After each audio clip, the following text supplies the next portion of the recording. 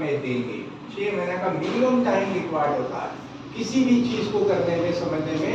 कोई भी नए व्यक्ति को 6 से 12 महीने का टाइम लगता ही लगता है।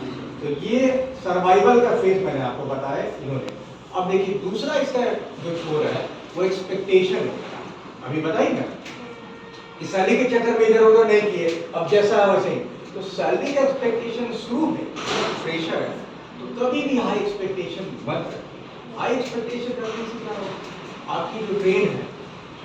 अच्छा एक चीज हमको बड़ा कॉमन चीज बताइए, कोई व्यक्ति ये सोच के सिर्फ अपनी गाड़ी अपने अपने करियर को कभी नहीं नौकरी में लगाया कि हमको जब तक 50,000 नहीं मिलेगा हम नौकरी नहीं करेंगे। तो ऐसा इंसान कभी हुआ है कि एक ही बार में किसी को 50,000 नहीं मिलेगा?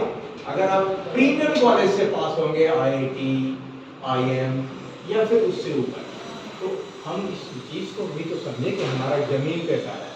अगर हम मिडिल क्लास फैमिली को बिलोंग करते हैं तो उनको ये समझ में आना चाहिए कि मेरा पाँव हमेशा एक पैर जमीन पे रहेगा, एक पाँव ऊंचा, यानी हवा में उड़ने के लिए एक पाँव, और एक पाँव को हमेशा जमीन पर रखेंगे, तभी तो बैलेंस बना पाएंगे।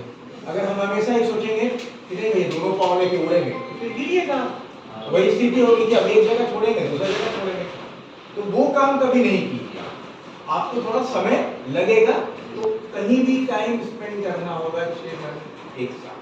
और सैलरी आपको एक्सपेक्टेशन हमेशा लो, मतलब थोड़ा कम रखना, क्योंकि आप फ्रेशर है। अब एक ही बात में अगर आप सोचिएगा कि हमको दीपिका मैम वाला सैलरी मिलेगा, क्योंकि ये कितना संघर्ष की है आपको बयां करती है ना।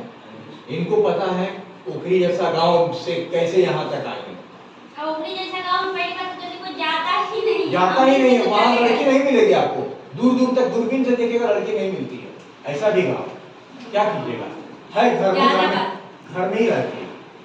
थोड़ा सा अब माहौल बदल गया, आप लोग पढ़ रहे हैं तो आप बच्चे हम ही लोग के टाइम से जाके बहुत ज्यादा NIT के आने की वजह से लड़की निकली, नहीं तो लड़की नहीं निकलती। तभी तो लड़की से बहुत, जब हम निकले थे तो बहुत पकड़ पकड़ के रोते थे कि मैम नहीं जाइएगा।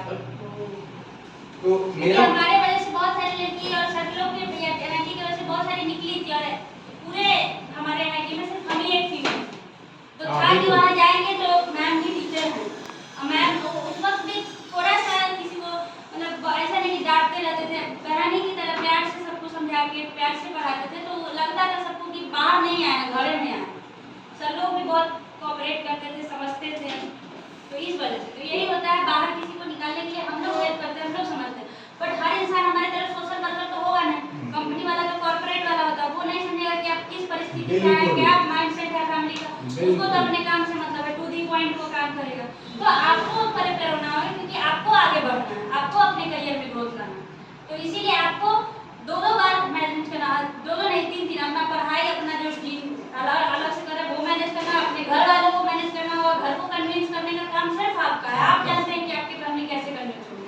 हम बोलेंगे तो उनको क्या लगेगा कि इस लड़की का पक्का फायदा होगा तभी इतना मेरे को करेंगे, बट हमारा तो पर्पस है कि हम वुमेन को एम्पावर करें, हर लड़की को या लड़का को सक्षम बनाए, गरीबी की जो दलदल है उससे बाहर निकालें, ये हमारा पर्पस है। बट वो नहीं समझे, वो सोचिए पूरा दुनिया तो फायदे के लिए कर रहा है, फ्री में क्या कर रही है, पक्का इसको कुछ फायदा होगा। बिल्कुल, बट आप मेरे साथ आ रहे हैं, आप क्लास कर रहे हैं, आप कुछ हमारे बारे में जान रहे हैं, तो आप जरूर आप मेरा नाम नहीं लेके अपने तरीके से अपने मम्मी पापा को कन्विंस